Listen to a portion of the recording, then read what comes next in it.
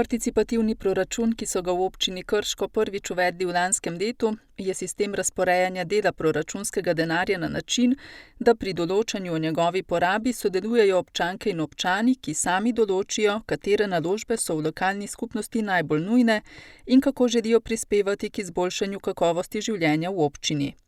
Vsak lahko predlaga projekte, hkrati pa ima priložnost sodelovati pri odločanju o tem, kateri projekti se bodo v ožji lokalni skupnosti izvajali. V lanskem letu so po besedah župana občine Krško Mirana Stanka občani predlagali 50 projektnih predlogov, 26 so jih izglasovali in aktivnosti za izvedbo že potekajo. Predlogi so bili zanimivi, dobri. Tako da je komisija izbrala vse tiste, ki so bili primerni in potem so šli na glasovanje. Z glasovanjem so bili in seveda uvrščeni tudi v proračun. Tako da smo v konec lanskega leta, se pravi v decembru lanskega leta v proračunu zagotovili tudi ustrezna sredstva.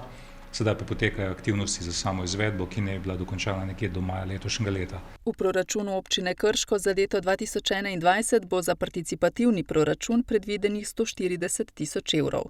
Sredstva pa bodo proporcionalno razdeljena na posamezna območja.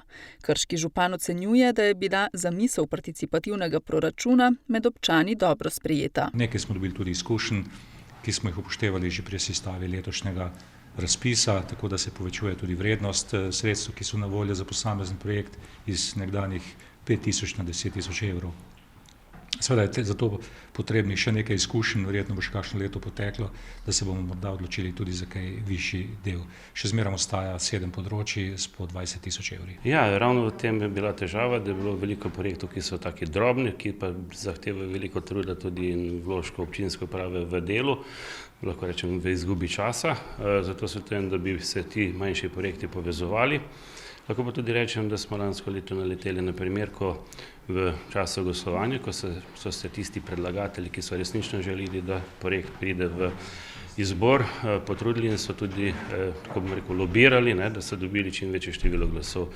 Tako da smo potem lahko z veseljem sprejeli tudi tiste projekte, ki so nekako presegali določeni okvir in se potem predlagatelji dogovarjali, da se z njihovim soglasjem vrednost projekta zniža, da pridemo v sklop dovoljenega po kriteriju. Občani lahko svoje predloge oddajo od 15. marca pa vse do 15. aprila. Potem bo občinska uprava te predloge pregledala, ugotovila, ali izpolnjujejo pogoje in jih te predloge potem podala naprej komisiji, ki bo potem odločila, kateri projekti so primerni za to, da lahko gredo na glasovanje. Glasovanje bo potekalo od 5.